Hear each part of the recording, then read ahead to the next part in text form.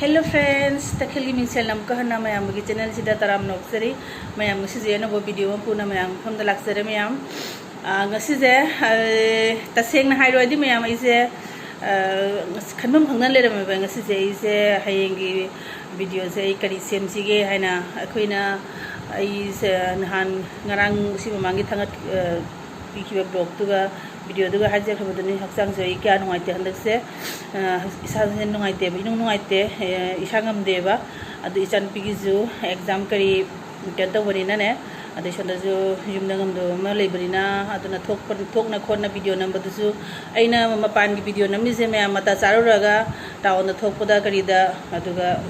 mathau taraga thokpado aduga sum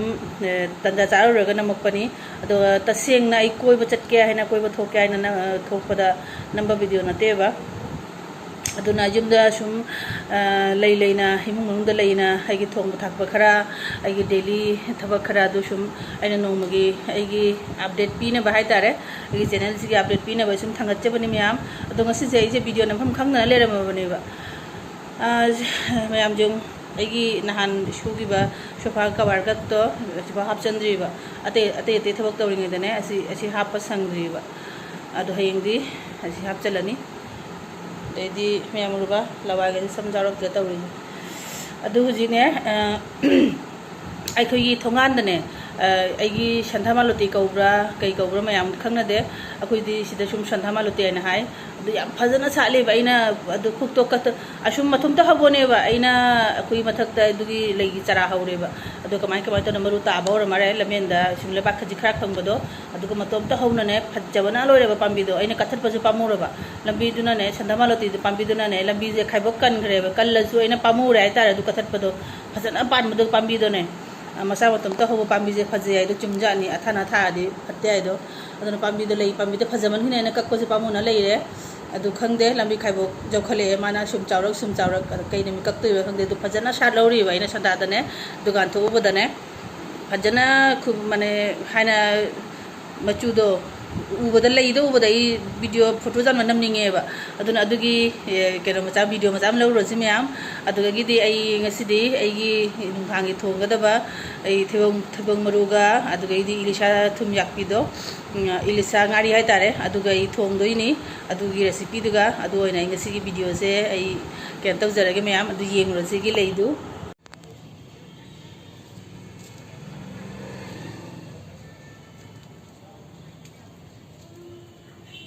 ma'am जो क्या पता सात क्रम फजमन खिने वीडियो से लौरीने सी पाम्बी अमखक्तदने कलर नि सातलेबा नापुसिसु सातली अदै जों अंगां मजे रानी कलर हाइदोइरासे सिसु सातलेबा अदै अमुकसु मरांग अनि से कलर नि पुल्लगने मरांग नसु सातले भामेन तादे सि कैनो अदु फजदा जों सु क्या फजना सातलम कु फजमनेबा अदै हयें आइजो देम को लोयना सि खुजन खने पथरनेबा अदु संदादा सातलायने ममिंजे संथामालती कौरि मारे क्या फजना सात खम जो संदाजे सातलमिने करी में लाइदसु कटप याद्रेबा जों कोई गेट के को मांगनेबा असे पामुना थम्मबा असिना जों पाम्बीने फजमनने लंबी जे खाइबो माने कनग्रेबा बाइक करी गने मत गरी मचागा मत थोंगान जों हातंग लेप कते को स्टैंड ते गोदबदो मफम का थमद्रे माने जों फजद्रा को फजमने तौबनी पाम्बीने फजरिबा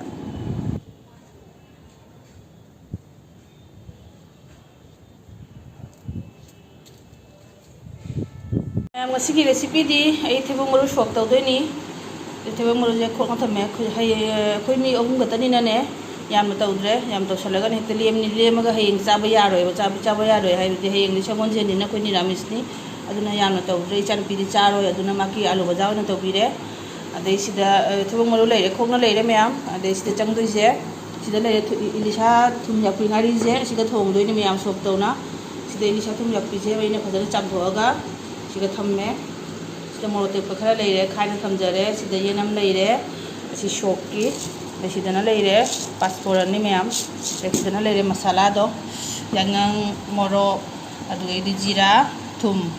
अदुगैदि थाव सिदने जगदोसे मैम सिंपल रेसिपी नि मैम यंगमिनरसि थैबों मरु सोक एगी सि फुटलजि थैबों मरु जे फुटतोइनिबा फजना फुटलगने दैदि मेस तौरगने हवाई ओलनदोइनिबा एगी थेबों मरु जे इसिं हापे थुम खतंग हापनने फुटकेबा thùng hape hoji phutlaji maya mai na han gi cooker duni chap cha hai gi disina chau chau male do city hom di pi re mayam ate jo ma ka pi jar ne da mundi mulamani da ina sim katang jam na ka han be wari ni barbar to hen ge na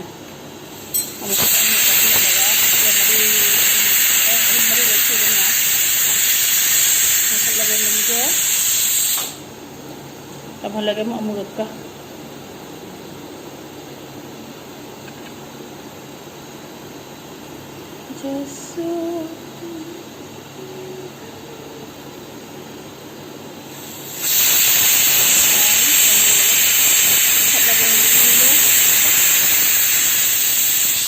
मनिजे सूम थादोक्तना हाक थमगेबा मफोन तानबगी दे सोमदा आइगी केनोदो गाड़ीदो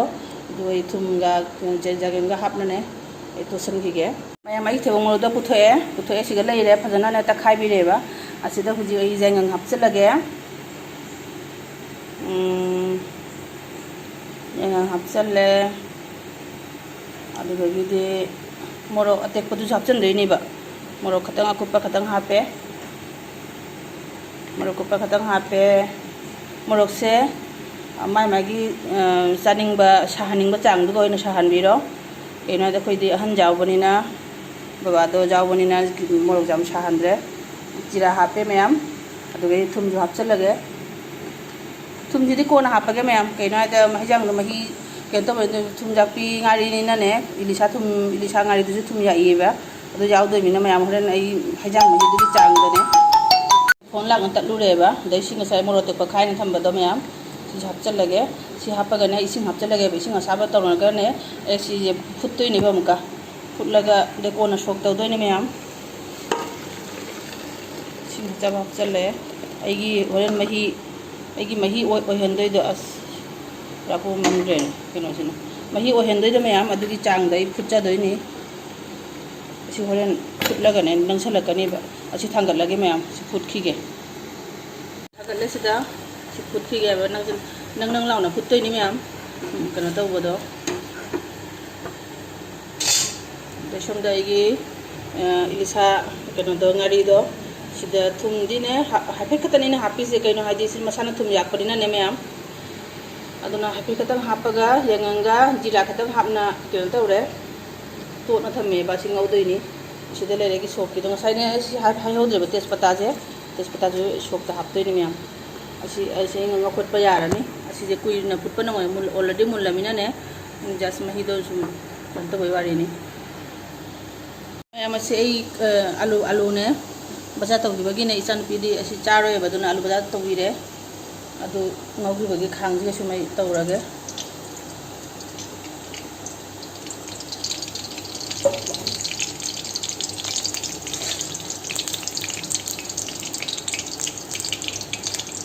सारबा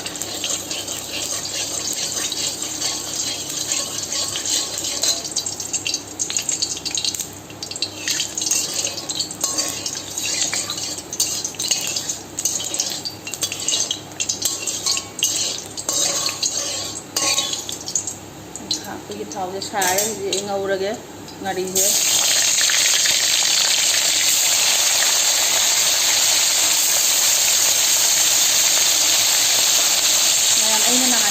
तो लिखा ngari कनो के ngari जो मैं यहाँ मखैक मना किए मखैक मना किए किया मुंबई का तो होगा किना तो किलो दा 500 किया बा किना कितने होम बा अमा पूरा मथा पीस हुए भी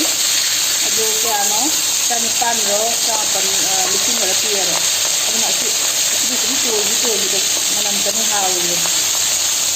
ना किए ना कितने तो मुझे ना पड़े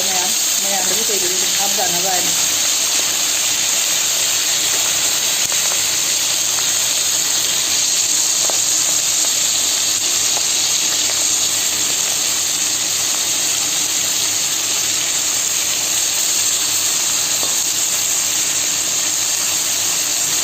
ina haiba si mamai ja pakanu asi matum ji to ina ko ana aduna paduna ya de sina de mamai ji maga makhat mana ti ji maga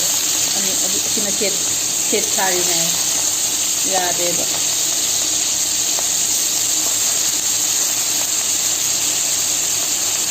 ꯌꯥꯔꯅ ꯍꯦ ꯂꯧꯈꯠꯄ ꯃꯌꯥꯝ ꯈꯨꯠꯅꯅꯦ ꯃꯣꯕꯥꯏꯜ ꯄꯥꯏꯕꯅꯤꯅꯅꯦ ꯑꯇꯩ ꯂꯧꯈꯠꯄꯁꯨ ꯅꯨꯡꯉꯥꯏꯔꯣꯏ ꯉꯥꯏꯍꯥꯛ ꯊꯝꯈꯤꯒꯦ 이도 ꯉꯥꯔꯤꯗꯣ ꯂꯧꯈꯠꯈ꯭ꯔꯦ ꯍꯧꯖꯤꯛ ꯁꯣꯛ ꯇꯧꯅꯕꯒꯤ ꯇꯦꯖꯄꯇꯥꯁꯨ ꯍꯥꯞꯆꯜꯂꯒꯦ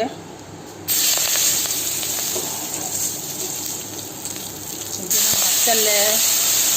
ꯌꯦꯅꯝꯁꯦ ꯑꯩꯅ ꯉꯁꯤ ꯍꯦꯛꯍꯧꯗ꯭ꯔꯕ ꯌꯦꯅꯝꯁꯦ ꯂꯤꯛꯈ꯭ꯔꯦ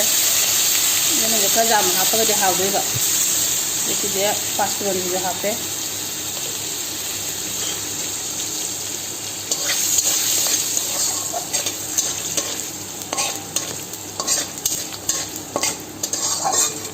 ꯌꯦꯅꯝꯁꯦ ꯈꯤꯇꯪ ꯌꯥꯝꯅ ꯍꯥꯞꯄꯗꯤꯅꯦ ꯍꯥꯎꯔꯝꯒꯗꯕꯅꯤ ꯌꯦꯅꯝꯁꯦ ꯑꯩꯅ ꯉꯁꯤ ꯌꯥꯝꯅ ꯍꯦꯛꯍꯧꯗ꯭ꯔꯦ ꯁꯤ ꯉꯔꯥꯡ ꯍꯣꯏꯅꯦ ꯉꯔꯥꯡ ꯍꯦꯛꯄꯅꯦꯕ ꯁꯣꯛ ꯇꯧꯁꯜꯂꯒꯦ ꯑꯩꯒꯤꯁꯦ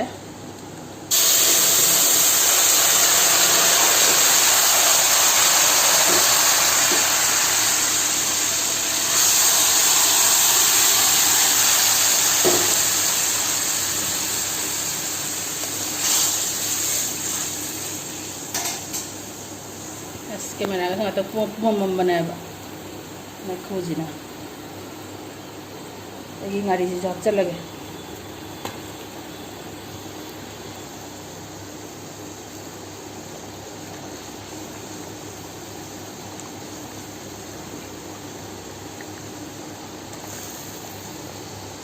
kasi nakakasya halaga dahil hamradora ba ni jira tira kadi already kanadi half kra ba din na ne amuk nauna hapan na nga rin itum thaksa lagi mayam ꯊꯨꯝꯁꯦ ꯈꯇꯪ ꯌꯦꯡꯅ ꯍꯥꯞꯄꯤꯌꯣ ꯅꯠꯇ꯭ꯔꯗꯤ ꯏꯂꯤꯁꯥ ꯊꯨꯝ ꯏꯂꯤꯁꯥ ꯀꯩꯅꯣꯁꯦ ꯉꯥꯔꯤꯁꯦ ꯃꯁꯥꯅ ꯁꯨꯝ ꯊꯨꯝ ꯌꯥꯛꯄ ꯄꯣꯠꯅꯤꯅꯅꯦ ꯑꯗꯩ ꯑꯩꯒꯤ ꯊꯩꯕꯣꯡ ꯃꯔꯨ ꯐꯨꯠꯄꯗꯨꯁꯨ ꯈꯇꯪ ꯃꯁꯨ ꯍꯥꯞꯈ꯭ꯔꯕꯅꯤ ꯑꯗꯨꯅ ꯈꯇꯪ ꯌꯦꯡꯅ ꯍꯥꯞꯄꯤꯔꯣ ꯍꯥꯏꯇꯥꯔꯦ ꯊꯨꯝꯁꯦ ꯃꯌꯥꯝ ꯑꯩꯗꯤ ꯈꯨꯠꯅ ꯄꯥꯏꯗꯤ ꯐꯥꯎꯅꯦ ꯑꯩ ꯖꯨꯠ ꯇꯧꯕ ꯉꯝꯗꯦꯕ ꯃꯣꯏ ꯆꯥꯃꯁ ꯇꯃꯁꯅ ꯇꯧꯕꯗꯣ ꯑꯩ ꯖꯨꯠ ꯇꯧꯕ ꯉꯝꯗꯦ ꯊꯥꯏꯅꯒꯤ ꯃꯤ ꯍꯥꯏꯇꯥꯔꯦ ꯑꯩꯁꯦ ꯈꯨꯠꯅ ꯄꯥꯏꯔꯒ ꯑꯩ ꯖꯨꯠ ꯇꯧꯕ ꯉꯝꯃꯦꯕ ꯌꯥꯔꯦ ꯌꯥꯝꯅ ꯍꯥꯞꯄꯨꯔ ꯑꯗꯨꯝ ꯆꯥꯛꯊꯣꯛꯈꯤꯗꯣꯏꯅꯤ ꯁꯤ ꯉꯥꯏꯍꯥꯛ ꯁꯧꯍꯜꯂꯒꯦ ꯃꯌꯥꯝ ꯃꯤꯅꯤꯠ ꯑꯃꯅꯤꯒ ꯁꯧꯍꯜꯂꯒ ꯊꯝꯒꯗꯧꯔꯕꯅꯤ ꯌꯥꯝ ꯀꯨꯏꯅ ꯁꯧꯍꯜꯂꯗꯤ ꯃꯁꯣꯛ ꯃꯅꯝ ꯂꯣꯏ ꯆꯠꯈꯤꯗꯣꯏꯕ ꯃꯒꯤꯁꯦ ꯃꯤꯅꯤꯠ 3-4 ꯃꯇꯨꯡꯗꯅꯦ ꯌꯥꯔꯦ ꯅꯪꯁꯜꯂꯦꯕ ꯁꯤ ꯊꯥꯡꯊꯔꯒꯅꯦ ꯑꯃꯨꯛꯀ ꯅꯪꯁꯟꯈꯤꯗꯣꯏꯅꯤ ꯃꯌꯥꯝ ꯁꯤ ꯊꯥꯡꯊꯔꯒꯦ ꯃꯩ ꯃꯨꯊꯠꯂꯒꯦ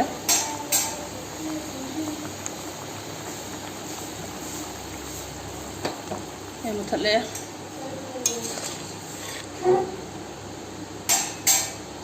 ꯑꯩ ꯍꯩꯗꯣꯛꯑꯒꯦ ꯑꯩꯒꯤ ꯀꯩꯅꯣꯁꯤꯗ ꯕꯣꯜꯁꯤꯗ ꯃꯌꯥꯝꯁꯤꯗ ꯂꯩꯔꯦ ꯑꯩꯒꯤ ꯍꯤꯟꯖꯥꯡꯁꯦ ꯍꯩꯗꯣꯛꯑꯦ ꯁꯤꯗ ꯑꯗꯣ ꯃꯌꯥꯝ ꯑꯩꯒꯤ ꯊꯩꯕꯣꯡ ꯃꯔꯨꯗꯤꯅꯦ ꯀꯩꯅꯣ ꯇꯧꯗ꯭ꯔꯦꯕ ꯌꯥꯝꯅ ꯅꯪꯍꯟꯗ꯭ꯔꯦꯕ ꯈꯔ ꯃꯍꯤ ꯑꯣꯏꯅ ꯇꯧꯔꯦ ꯂꯣꯏꯔꯦ ꯃꯌꯥꯝ ꯑꯩꯒꯤ ꯍꯤꯟꯖꯥꯡꯁꯨ ꯂꯣꯏꯔꯦ ꯑꯗꯣ ꯑꯩꯒꯤ ꯚꯤꯗꯤꯑꯣꯁꯤꯁꯨ ꯉꯁꯤꯗꯤ ꯁꯤꯗ ꯁꯨꯝ ꯂꯣꯏꯁꯤꯟꯖꯔꯒꯦ ꯃꯌꯥꯝ ꯑꯩꯒꯤ ꯚꯤꯗꯤꯑꯣꯁꯤ ꯅꯨꯡꯉꯥꯏꯕꯤꯔꯗꯤ ꯂꯥꯏꯛ ꯁꯤꯌꯥꯔ ꯀꯃꯦꯟꯠꯁ ꯇꯧꯕꯤꯔꯝꯃꯨ ꯐꯖꯕ ꯑꯅꯧꯕ ꯑꯣꯏꯔꯗꯤ ꯆꯦꯅꯦꯜꯁꯤꯗ ꯑꯍꯥꯟꯕ ꯌꯦꯡꯕ ꯑꯣꯏꯔꯕꯗꯤ ꯁꯕꯁꯀ꯭ꯔꯥꯏꯕ ꯇꯧꯕꯤꯔꯝꯃꯨ ꯃꯊꯪꯒꯤ ꯚꯤꯗꯤꯑꯣꯗ ꯑꯃꯨꯛꯀ ꯎꯅꯔꯁꯤ ꯃꯌꯥꯝ ꯒꯨꯗ ꯅꯥꯏꯠ